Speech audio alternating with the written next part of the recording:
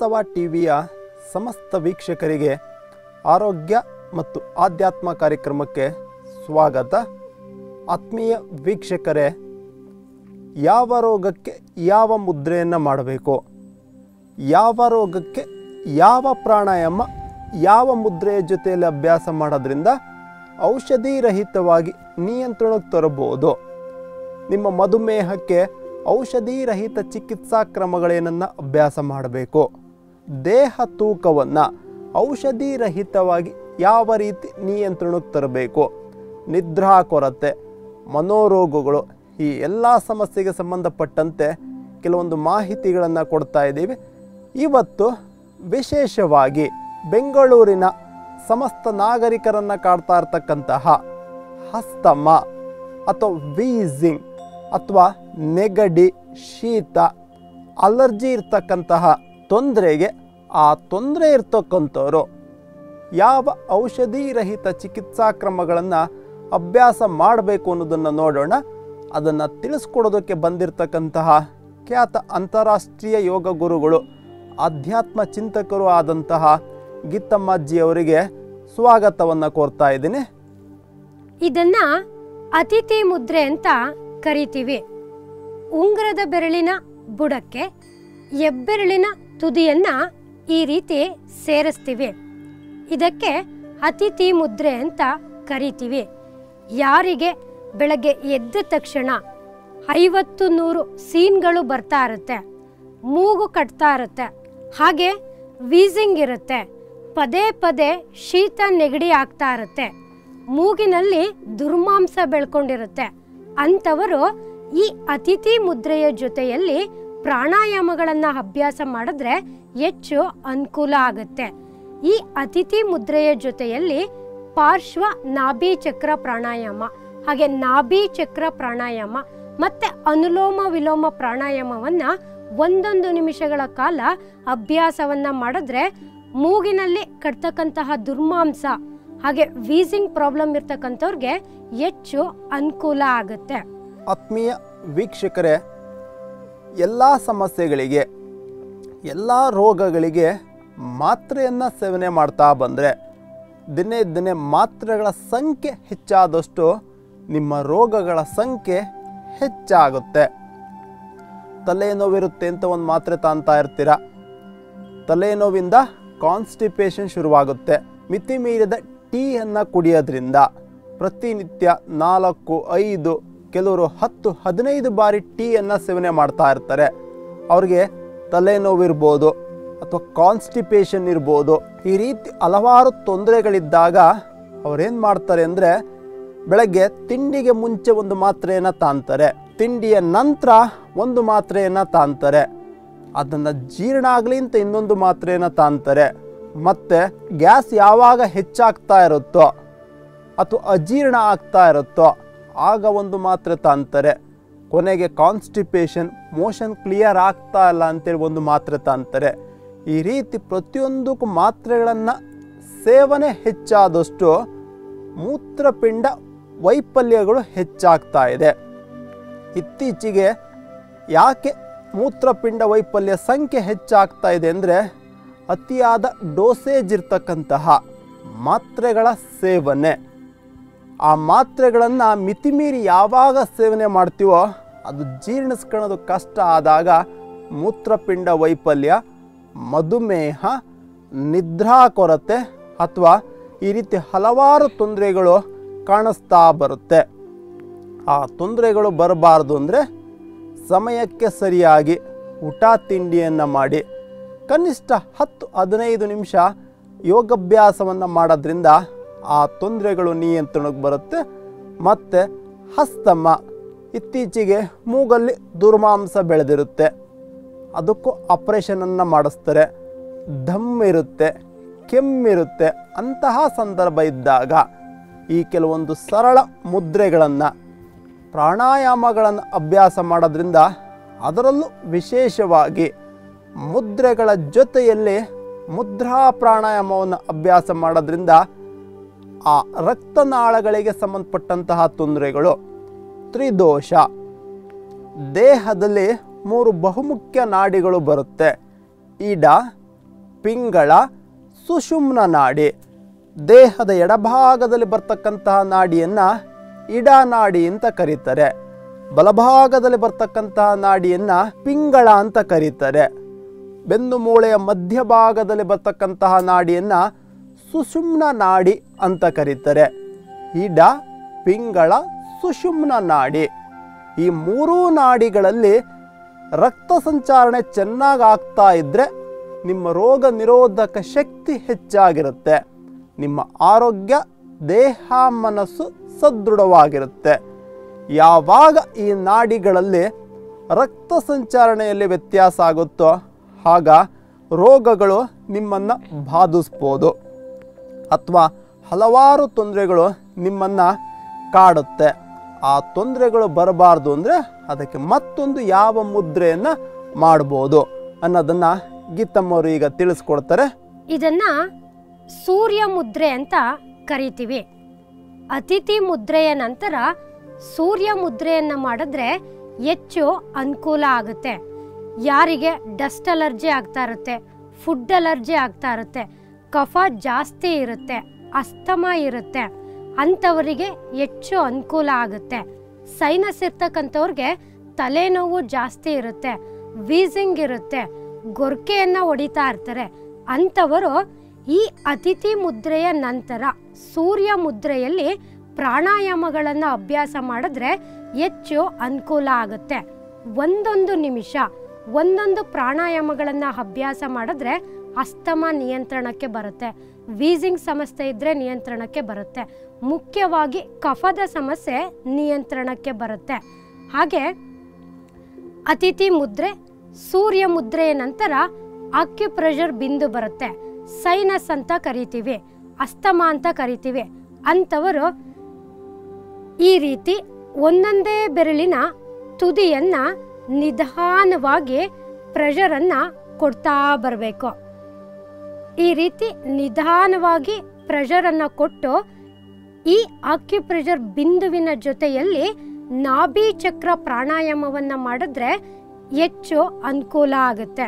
ಈ ರೀತಿ ನಿಧಾನವಾಗಿ ಕ್ರಮಬದ್ಧವಾಗಿ ಎರಡೂ ಕೈನಲ್ಲಿ ಬೆರಳುಗಳ ತುದಿಗಳನ್ನು ನಿಮ್ಮ ಶಕ್ತಾನುಸಾರ ಪ್ರೆಷರನ್ನು ಕೊಡ್ತಾ ಬರಬೇಕು. ಸಾಧ್ಯವಾದರೆ ಈ ಆಕ್ಯುಪ್ರೆಷರ್ ಬಿಂದುವಿನಲ್ಲಿ ಪ್ರಾಣಾಯಾಮಗಳನ್ನು ಅಭ್ಯಾಸ ಮಾಡಿದ್ರೆ ಅಸ್ತಮಾ ಬಹುಬೇಗ ನಿವಾರಣೆ ಆಗ್ತಾ ಬರುತ್ತೆ. ಆತ್ಮೀಯ ವೀಕ್ಷಕರೇ, ಯಾರಿಗೆ ಶೀತ ಜಾಸ್ತಿ ಇರುತ್ತೆ, ನೆಗಡಿ ಆಗ್ತಾ ಇರುತ್ತೆ, ಅಲರ್ಜಿ, ಕಣ್ಣಿನಲ್ಲಿ ನೆವೆ ಬರ್ತಾ ಇರುತ್ತೆ, ಅಥವಾ ಮೂಗಲ್ಲಿ ನೀರು ಪದೇ ಪದೇ ಸುರಿತಾ ಇರುತ್ತೆ, ವಿಪರೀತ ಗಂಟಲು ಕೆರ್ತಾ ಇರುತ್ತೆ, ಟಾನ್ಸಿಲ್ ಅಂತ ಕರೀತಾರೆ. ಈ ಎಲ್ಲ ಸಮಸ್ಯೆಗಳಿದ್ದಾಗ ಈ ಮುದ್ರೆಗಳನ್ನು ಜೊತೆಯಲ್ಲಿ ಪ್ರಾಣಾಯಾಮವನ್ನು ಅಭ್ಯಾಸ ಮಾಡೋದ್ರಿಂದ ಆ ತೊಂದರೆಗಳು ನಿಯಂತ್ರಣಕ್ಕೆ ಬರುತ್ತೆ. ಇದಕ್ಕೆ ಸಂಬಂಧಪಟ್ಟಂತೆ ಇನ್ನೂ ಹೆಚ್ಚಿನ ಮಾಹಿತಿಯನ್ನು ನೋಡೋಣ. ಅದಕ್ಕೆ ಮುಂಚೆ ಒಂದು ಚಿಕ್ಕ ವಿರಾಮ.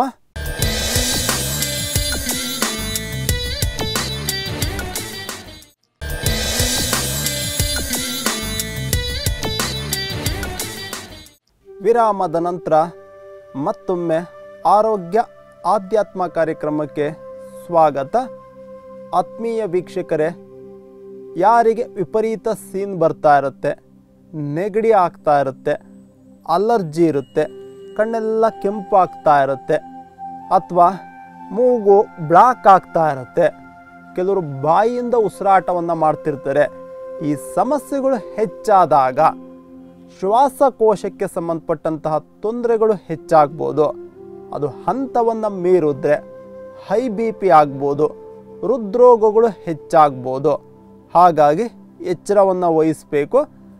ಸಮಯಕ್ಕೆ ಸರಿಯಾಗಿ ಹಿತಮಿತವಾಗಿ ಆಹಾರವನ್ನು ಸೇವನೆ ಮಾಡಿ, ಜೊತೆಯಲ್ಲಿ ಸರಳ ಸೂಕ್ಷ್ಮ ವ್ಯಾಯಾಮಗಳನ್ನು ಅಭ್ಯಾಸ ಮಾಡೋದ್ರಿಂದ, ಹಾಗೆ ಭುಜಂಗಾಸನ, ಕೆಲವೊಂದು ಸರಳ ಆಸನಗಳನ್ನು ಅಭ್ಯಾಸ ಮಾಡೋದ್ರಿಂದ ಆ ತೊಂದರೆ ನಿಯಂತ್ರಣಕ್ಕೆ ಬರುತ್ತೆ.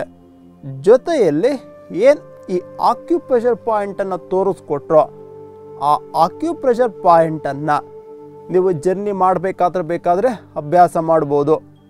ಮನೆಯಲ್ಲಿ ಕೂತು ಧಾರಾವಾಹಿಗಳನ್ನು ನೋಡ್ತಾ ಇರ್ತೀರ, ಆ ಸಂದರ್ಭದಲ್ಲಿ ಬೇಕಾದರೆ ಅಭ್ಯಾಸ ಮಾಡಿ. ಬೆಳಗ್ಗೆ ಖಾಲಿ ಹೊಟ್ಟೆಯಲ್ಲಿ ವಾಕಿಂಗನ್ನು ಅಭ್ಯಾಸ ಮಾಡಬೇಕಾದ್ರೆ ಈ ಆಕ್ಯುಪ್ರೆಷರ್ ಪಾಯಿಂಟ್ಸನ್ನು ಅಭ್ಯಾಸ ಮಾಡೋದ್ರಿಂದ ಸೈನಸ್ ಪಾಯಿಂಟ್ ಅಂತ ಕರೀತಾರೆ. ಆ ಸೈನಸ್ ಪಾಯಿಂಟನ್ನು ಪ್ರೆಷರ್ ಕೊಡೋದ್ರಿಂದ ಆ ಭಾಗಕ್ಕೆ ರಕ್ತ ಸಂಚಾರಣೆ ಚೆನ್ನಾಗಾಗುತ್ತೆ. ಆಗ ಆ ತೊಂದರೆಗಳು ನಿಯಂತ್ರಣಕ್ಕೆ ಬರುತ್ತೆ. ಅಥವಾ ಇನ್ನೂ ಸಮಸ್ಯೆ ಜಾಸ್ತಿ ಇತ್ತು ಅಂದಾಗ ಆ ಬಿಂದುವಿನ ಜೊತೆಯಲ್ಲಿ ಪ್ರಾಣಾಯಾಮವನ್ನು ಇಲ್ಲಿ ಗಮನಿಸಿ, ಈ ರೀತಿ ಒಂದೊಂದು ಪ್ರೆಷರ್ ಅಥವಾ ಒಂದೊಂದು ಬಿಂದುವಿನ ಜೊತೆಯಲ್ಲಿ ಒಂದೊಂದು ಸ್ಟ್ರೋಕನ್ನು ಈ ರೀತಿ ಅಭ್ಯಾಸ ಮಾಡಿದ್ರೆ ಆ ಮೂಗಿನ ಭಾಗದಲ್ಲಿರ್ತಕ್ಕಂತಹ ದುರ್ಮಾಂಸ ಅಥವಾ ಹಸ್ತಮ, ನೆಗಡಿ, ವಿಪರೀತ ಸೀನುಗಳು ನಿಯಂತ್ರಣಕ್ಕೆ ಬರುತ್ತೆ. ಕನಿಷ್ಠ 15ರಿಂದ 27 ಸ್ಟ್ರೋಕನ್ನು ಈ ರೀತಿ ಅಭ್ಯಾಸ ಮಾಡಿದ್ರೆ ನಿಮಗೆ ಹೆಚ್ಚು ಲಾಭ. ಕೆಲವರಿಗೆ ಬೆಳಗ್ಗೆ ಎದ್ದ ತಕ್ಷಣ ವಿಪರೀತ ಸೀನುಗಳು ಬರ್ತಾ ಇರುತ್ತೆ. ಆಗ ಇಲ್ಲಿ ಗಮನಿಸಿ, ಈ ಅತಿಥಿ ಮುದ್ರೆಯನ್ನು ಅಭ್ಯಾಸ ಮಾಡಿ.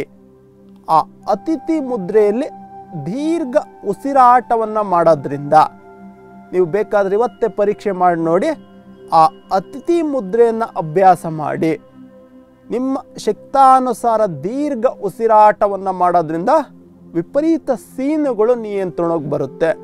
ಕೆಲವರಿಗೆ ಸೀನು ಮೇಲೆ ಸೀನು, ವಿಪರೀತ ಸೀನುಗಳು ಬರ್ತಿರುತ್ತೆ. ಆ ಸಂದರ್ಭದಲ್ಲಿ ಈ ಅತಿಥಿ ಮುದ್ರೆ, ಸೂರ್ಯ ಮುದ್ರೆ ಇವನ್ನು ಅಭ್ಯಾಸ ಮಾಡೋದ್ರಿಂದ ನಿಮಗೆ ಹೆಚ್ಚು ಲಾಭ ಆಗುತ್ತೆ. ಜೊತೆಯಲ್ಲಿ ಹಾಲು, ಮೊಸರು, ಮಜ್ಜಿಗೆಯನ್ನು ಕಡಿಮೆ ಸೇವನೆ ಮಾಡಬೇಕು. ಬೆಳಗ್ಗೆ 6ರಿಂದ ರಾತ್ರಿ 6ರ ಒಳಗೆ ಮಾತ್ರ ಇವನ್ನು ಅವಶ್ಯಕತೆ ಇದ್ದರೆ ಸೇವನೆ ಮಾಡಬೇಕು. ಸಂಜೆ 6 ಗಂಟೆಯ ನಂತರ ಹಾಲು, ಹಾಲಿನ ಉತ್ಪನ್ನಗಳ ಆಹಾರವನ್ನು ಸೇವನೆ ಮಾಡೋದ್ರಿಂದ ಹಸ್ತಮ ಹೆಚ್ಚಾಗ್ಬೋದು ಅಥವಾ ಉಸಿರಾಟಕ್ಕೆ ಸಂಬಂಧಪಟ್ಟಂತಹ ತೊಂದರೆಗಳು ಬರ್ಬೋದು. ಹಾಗಾಗಿ ಅವನ್ನು ಕಡಿಮೆ ಮಾಡ್ತಕ್ಕಂತಹ ಪ್ರಯತ್ನವನ್ನು ಮಾಡಿ. ಯಾರಿಗೆ ವಿಪರೀತ ಉಸಿರಾಟಕ್ಕೆ ಸಂಬಂಧಪಟ್ಟಂತಹ ತೊಂದರೆ ಇರುತ್ತೋ ಅವರು ಪ್ರತಿ ಊಟ ತಿಂಡಿಯ ನಂತರ ಕನಿಷ್ಠ 1ರಿಂದ 5 ನಿಮಿಷ ನಿಧಾನವಾಗಿ ವಾಕಿಂಗನ್ನು ಅಭ್ಯಾಸ ಮಾಡಿ. ಊಟ ತಿಂಡಿಯ ಅರ್ಧ ಗಂಟೆಯ ನಂತರ ಉಗುರು ಬೆಚ್ಚಗಿನ ನೀರು, 1 ಗ್ಲಾಸ್ ನೀರನ್ನು ಕುಡಿಯೋದ್ರಿಂದ ಆ ತೊಂದರೆಗಳು ನಿಯಂತ್ರಣಕ್ಕೆ ಬರುತ್ತೆ. ಸರಳ ಸಹಜ ಚಿಕಿತ್ಸೆಗಾಗಿ ನೀವು ಮುದ್ರಾ ಪ್ರಾಣಾಯಾಮವನ್ನು ಅಭ್ಯಾಸ ಮಾಡೋದ್ರಿಂದ ನಿಮಗೆ ಹೆಚ್ಚು ಲಾಭ ಆಗುತ್ತೆ.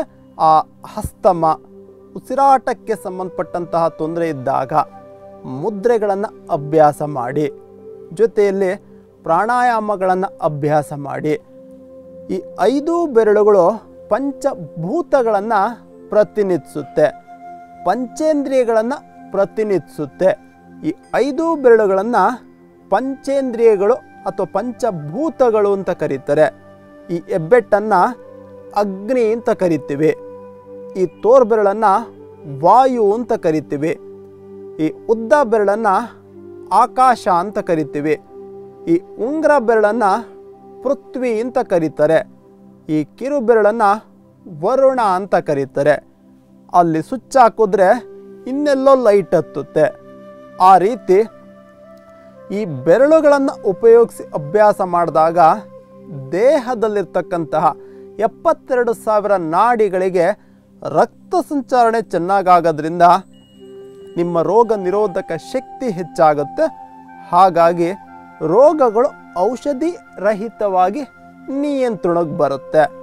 ಉದಾಹರಣೆಗೆ, ಯಾರಿಗೆ ವಿಪರೀತ ಶೀತದಿಂದ ತಲೆನೋವು ಬರ್ತಾ ಇರುತ್ತೆ ಅಥವಾ ಹಸ್ತಮ ಹೆಚ್ಚಾದಾಗ ಈ ಭಾಗದಲ್ಲಿ ನೋವಿರುತ್ತೆ, ಕಫ ಹೆಚ್ಚಾದಾಗ ತಲೆ ಈ ರೀತಿ ಅಲುಗಾಡಿಸಿದ್ರೆ ಭಾರ ಆಗ್ತಾ ಇರುತ್ತೆ, ಕಣ್ಣಲ್ಲಿ ಉರಿ ಇರುತ್ತೆ, ಈ ಎಲ್ಲ ತೊಂದರೆಗಳಿದ್ದಾಗ, ಶೀತದಿಂದ ಬರ್ತಕ್ಕಂತಹ ತಲೆನೋವಿದ್ದಾಗ ನೋಡಿ, ಈ ಬಿಂದುವನ್ನು ಈ ರೀತಿ ಪ್ರೆಷರನ್ನು ಕೊಡ್ತಾ ಬಂದರೆ ಈ ರೀತಿ ಇದನ್ನು ಆಕ್ಯುಪ್ರೆಷರ್ ಪಾಯಿಂಟ್ಸ್ ಅಂತ ಕರೀತಾರೆ. Head point. ಯಾವಾಗ ವಿಪರೀತ ತಲೆನೋವಿರುತ್ತೋ, ಆ ಮೈಗ್ರೇನ್ ಅಂತ ಏನು ಕರೀತಾರೋ ಆ ತೊಂದರೆ ಇದ್ದಾಗ ಈ ಭಾಗವನ್ನು ಚೆನ್ನಾಗಿ ಪ್ರೆಷರ್ ಕೊಡಬೇಕು. ದೀರ್ಘ ಉಸಿರನ್ನು ತಾಣಬೇಕು. ಹಾಗೆ ಪ್ರೆಷರನ್ನು ಕಮ್ಮಿ ಮಾಡ್ತಾ ಉಸಿರನ್ನು ನಿಧಾನವಾಗಿ ಹೊರಕಾಕಬೇಕು. ಒಬ್ಬ ಆರೋಗ್ಯವಂತ ಮನುಷ್ಯ 15ರಿಂದ 18 ಬಾರಿ ಉಸಿರಾಟವನ್ನು ಮಾಡ್ತಾನೆ. ಯಾವಾಗ ಅಸ್ತಮ, ದಮ್ಮು, ಕೆಮ್ಮು ಇರುತ್ತೋ ಆಗ ಉಸಿರಾಟದ ಸಂಖ್ಯೆ ಹೆಚ್ಚಾಗುತ್ತೆ. ಆಗ BP ಹೈ ಆಗ್ಬೋದು ಅಥವಾ ಲೋ ಆಗ್ಬೋದು. ಹೃದ್ರೋಗಗಳು ಹೆಚ್ಚಾಗ್ತಕ್ಕಂತಹ ಸಂಭವ ಇರುತ್ತೆ. ಹಾಗಾಗಿ ಅಸ್ತಮ ಇರ್ತಕ್ಕಂಥವ್ರು ನಿರ್ಲಕ್ಷ್ಯವನ್ನು ಮಾಡಬಾರ್ದು. ಈ ತೊಂದರೆ ಇದ್ದಾಗ ನೀವು ಎಷ್ಟು ಕಾಳಜಿಯನ್ನು ವಹಿಸ್ತೀರೋ ಅಷ್ಟು ನಿಮ್ಮ ಆರೋಗ್ಯ ಚೆನ್ನಾಗಿರುತ್ತೆ. ಕನಿಷ್ಠ ಏನನ್ನು ಅಭ್ಯಾಸ ಮಾಡೋಕ್ಕಾಗಲಿಲ್ಲ ಅಂದರೆ ಒಂದು 10-15 ನಿಮಿಷ ವಾಕಿಂಗನ್ನು ಅಭ್ಯಾಸ ಮಾಡಿ. ಅವಶ್ಯಕತೆ ಇದ್ದಾಗ ಬಿಸಿ ನೀರನ್ನು ಕುಡೀರಿ. ಬಿಸಿ ನೀರಿನ ಸ್ನಾನವನ್ನು ಅಭ್ಯಾಸ ಮಾಡಿ. ಊಟ ಮಾಡಬೇಕಾದ್ರೆ ಫ್ರಿಡ್ಜಲ್ಲಿರ್ತಕ್ಕಂತಹ ಪದಾರ್ಥವನ್ನು ಹೆಚ್ಚು ಸೇವನೆ ಮಾಡಬಾರ್ದು. ಈ ರೀತಿ ಇನ್ನೂ ಹಲವಾರು ಮಾಹಿತಿಗಳಿರುತ್ತೆ. ಈ ಎಲ್ಲ ಮಾಹಿತಿಗಳನ್ನು ಪಡೆಯೋದಕ್ಕೆ ಮುಂಚೆ ಒಂದು ಚಿಕ್ಕ ವಿರಾಮವನ್ನು ಪಡೆಯೋಣ.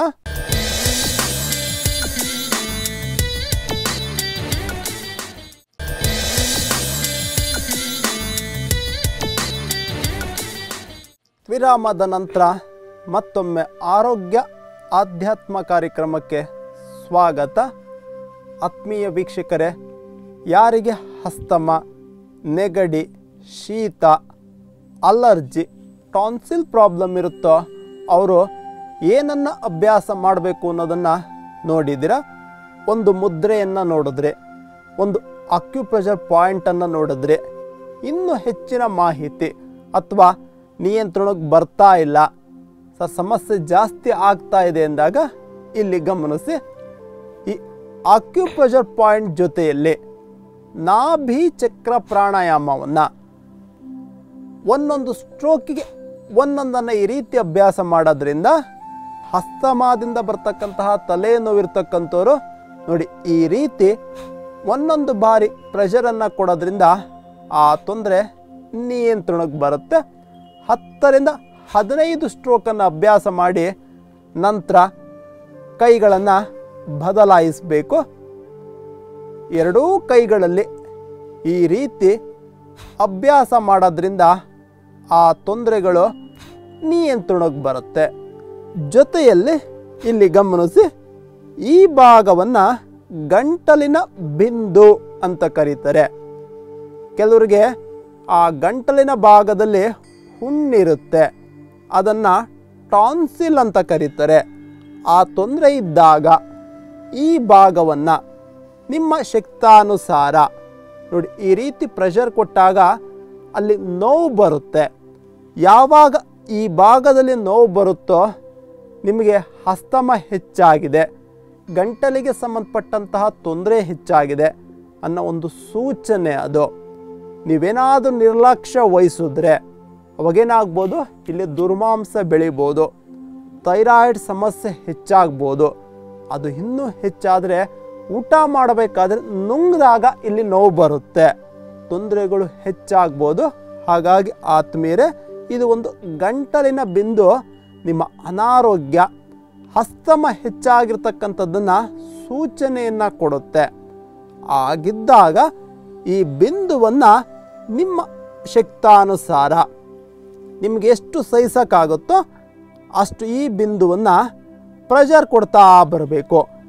ಎರಡೂ ಕೈಗಳಲ್ಲಿ ಈ ರೀತಿ ಈ ಬಿಂದುವನ್ನು ಪ್ರೆಷರ್ ಕೊಡ್ತಾ ಬಂದರೆ ಗಂಟಲಿನ ಭಾಗದ ದುರ್ಮಾಂಸ ಅಥವಾ ದದ್ದು ಅಂತ ಕರೀತಾರೆ, ಆ ಭಾಗದ ಹುಣ್ಣುಗಳು ನಿಯಂತ್ರಣಕ್ಕೆ ಬರುತ್ತೆ. ಯಾವಾಗ ಗಂಟಲಿನಲ್ಲಿ ಕೆರೆತ ಅಥವಾ ಅಲರ್ಜಿ, ಮೂಗಲ್ಲಿ ದುರ್ಮಾಂಸ ಬರ್ತಕ್ಕಂಥದ್ದು, ಕಣ್ಣಲ್ಲಿ ಅಲರ್ಜಿ ಹೆಚ್ಚಾದಾಗ ಕಣ್ಣು ಕೆಂಪಗಾಗ್ತಾ ಇರುತ್ತೆ, ಈ ಎಲ್ಲ ತೊಂದರೆಗಳು ನಿಯಂತ್ರಣಕ್ಕೆ ಬರುತ್ತೆ. ಇದರ ಜೊತೆಯಲ್ಲಿ ವಾಯು ಮುದ್ರೆಯಲ್ಲಿ ಇಲ್ಲಿ ಗಮನಿಸಿ ಅನುಲೋಮ ವಿಲೋಮ ಪ್ರಾಣಾಯಾಮ. ಯಾರಿಗಾದ್ರೂ ಮೂಗು ಜಾಸ್ತಿ ಕಟ್ಟಿದ್ರೆ ಆದರೆ ಅನುಲೋಮ ವಿಲೋಮವನ್ನು ಅಭ್ಯಾಸ ಮಾಡಬೇಕು. ಇಲ್ಲ ಅಂದರೆ ಕೇವಲ ಮುದ್ರೆಯನ್ನು ಅಭ್ಯಾಸ ಮಾಡಿದ್ರೆ ಸಾಕು. ಇದನ್ನು ನೀವು ಚೇರ್ ಮೇಲೆ ಕೂತಾದರೂ ಅಭ್ಯಾಸ ಮಾಡಿ, ಅಥವಾ ತೀರಾ ಕಷ್ಟ ಅನಿಸಿದ್ರೆ ಶವಾಸನದಲ್ಲಿ ವಾಯು ಮುದ್ರೆಯೊಂದಿಗೆ ಈ ನಾಡಿ ಶುದ್ಧಿ ಅಥವಾ ಅನುಲೋಮ ವಿಲೋಮ ಪ್ರಾಣಾಯಾಮವನ್ನು ಸೂರ್ಯನ ಎಳೆ ಬಿಸಿಲು ಮೈ ಮೇಲೆ ಬೀಳಬೇಕಾದಾಗ ಬೆಳಗಿನ ಜಾವ ಆ ಸೂರ್ಯೋದಯದ ಅವಧಿಯಲ್ಲಿ ಅಥವಾ ಸಂಜೆ ಸೂರ್ಯನ ಎಳೆ ಕಿರಣಗಳು ಬೀಳಬೇಕಾದ್ರೆ ಈ ಅನುಲೋಮ ವಿಲೋಮ ಪ್ರಾಣಾಯಾಮವನ್ನು ಅಭ್ಯಾಸ ಮಾಡೋದ್ರಿಂದ ಆ ಹಸ್ತಮ, ದಮ್ಮು, ಕೆಮ್ಮು, ಉಸಿರಾಟದ ತೊಂದರೆಗಳು ನಿಯಂತ್ರಣಕ್ಕೆ ಬರುತ್ತೆ. ಜೊತೆಯಲ್ಲಿ ಇಲ್ಲಿ ಗಮನಿಸಿ, ಭ್ರಾಮರಿ ಪ್ರಾಣಾಯಾಮ ಯಾವಾಗ ಮಾನಸಿಕ ಒತ್ತಡಗಳು ಹೆಚ್ಚಾಗುತ್ತೋ ಆಗ ಹಸ್ತಮ ಅನ್ನೋದು ಹೆಚ್ಚಾಗ್ಬೋದು. ಈ ಷಣ್ಮುಖಿ ಮುದ್ರೆಯಲ್ಲಿ ಮಕಾರವನ್ನು ಉಚ್ಚಾರಣೆ ಮಾಡ್ತಾ ಉಸಿರನ್ನು ಹೊರಕಾಕಬೇಕು.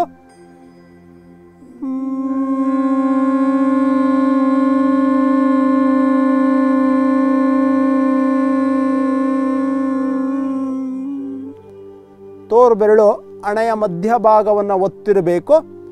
ಹೆಬ್ಬೆಟ್ಟಿಂದ ಕಿವಿಯನ್ನು ಮುಚ್ಚಿರಬೇಕು. ಉಳಿದ 3 ಬೆರಳುಗಳು ಆ ರೀತಿ ಇರಬೇಕು. ನಿಮ್ಮ ಶಕ್ತಾನುಸಾರ ಉಸಿರನ್ನು ದೀರ್ಘವಾಗಿ ತಾಣಬೇಕು. ಉಸಿರನ್ನು ಹೊರಕಾಕ್ತಾ ಮಕಾರವನ್ನು ಉಚ್ಚಾರಣೆ ಮಾಡೋದ್ರಿಂದ ಶಿರಸ್ಸು ಅಥವಾ ತಲೆಯ ಭಾಗದ ನರನಾಡಿಗಳಲ್ಲಿ ಕಂಪನ ಉಂಟಾಗೋದ್ರಿಂದ ಮೆದುಳಿನ ನರರೋಗಗಳು ನಿಯಂತ್ರಣಕ್ಕೆ ಬರುತ್ತೆ. ಯಾವಾಗ ಕಂಪನ ಉಂಟಾಗುತ್ತೋ ಮತ್ತೊಮ್ಮೆ ಗಮನಿಸಿ, ಉಸಿರನ್ನು ದೀರ್ಘವಾಗಿ ತಾಂಡಿರ್ತಾರೆ, ಹೊರಕಾಕ್ತಾ ಮಕಾರ.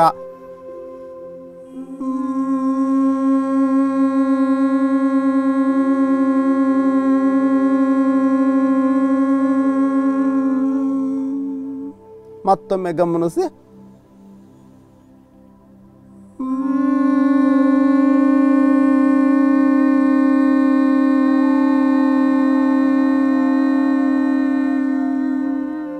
ಈ ರೀತಿ ನಿಮ್ಮ ಶಕ್ತಾನುಸಾರ ದೀರ್ಘ ಉಸಿರಾಟದೊಂದಿಗೆ ಇದನ್ನು ಅಭ್ಯಾಸ ಮಾಡಿದ್ರೆ ಮನೋರೋಗಗಳು ನಿಯಂತ್ರಣಕ್ಕೆ ಬರುತ್ತೆ. ಮಾನಸಿಕ ಖಿನ್ನತೆ, ಹಸ್ತಮದಿಂದ ಬರ್ತಕ್ಕಂತಹ ನಿದ್ರಾ ಕೊರತೆ, ಕೋಪ ಇವೆಲ್ಲವೂ ತಾನಾಗಿ ನಿಯಂತ್ರಣಕ್ಕೆ ಬರುತ್ತೆ. ಆತ್ಮೀಯ ವೀಕ್ಷಕರೇ, ನೆನಪಿರಲಿ, ಇತ್ತೀಚಿನ ರೋಗಗಳು ಹೆಚ್ಚಾಗೋದಕ್ಕೆ ಮೂಲ ಕಾರಣ ನೀರು. ಕಲುಷಿತ ನೀರಿನ ಸೇವನೆಯಿಂದ ಅಥವಾ ವಾಯು ಮಾಲಿನ್ಯ ಅಂತ ಏನು ಕರಿತೀವೋ ಇದರಿಂದ ಇತ್ತೀಚೆಗೆ ನಗರಗಳಲ್ಲಿ ಅಸ್ತಮಾ ರೋಗಿಗಳ ಸಂಖ್ಯೆ ಹೆಚ್ಚಾಗ್ತಾ ಇದೆ. ನೀವು ಆದಷ್ಟು ಬಿಸಿ ನೀರನ್ನು ಆ ಸಂದರ್ಭದಲ್ಲಿ, ನಿಮಗೆ ಶೀತ ಜಾಸ್ತಿ ಇದೆ, ನೆಗಡಿ ಇದೆ, ಅಸ್ತಮ ಇದ್ದ ಸಂದರ್ಭದಲ್ಲಿ ಕಾಯಿಸಿ ಆರಿಸಿದ ನೀರನ್ನು ಹೆಚ್ಚು ಕುಡೀರಿ. ಹೊರಗಿನ ಪದಾರ್ಥ, ಬೇಕರಿ ಪದಾರ್ಥ, ಐಸ್ ಕ್ರೀಮ್ ಸೇವನೆ, ಹೊರಗಿನ ಪದಾರ್ಥಗಳನ್ನು ನೀವು ಎಷ್ಟು ಅವಾಯ್ಡ್ ಮಾಡ್ತೀರೋ ಅಷ್ಟು ನಿಮಗೆ ಲಾಭ. ಜೊತೆಯಲ್ಲಿ ಬಿಸಿಯ ಪದಾರ್ಥಗಳನ್ನು ಸೇವನೆಯನ್ನು ಮಾಡೋದ್ರಿಂದ ನಿಮಗೆ ಇದು ತೊಂದರೆ ನಿಯಂತ್ರಣಕ್ಕೆ ಬರುತ್ತೆ. ಹಾಲು, ಮೊಸರು, ಮಜ್ಜಿಗೆಯನ್ನು ಎಷ್ಟು ಕಡಿಮೆ ಸೇವನೆ ಮಾಡ್ತೀರೋ ಅಷ್ಟು ನಿಮಗೆ ಅನುಕೂಲ ಆಗುತ್ತೆ.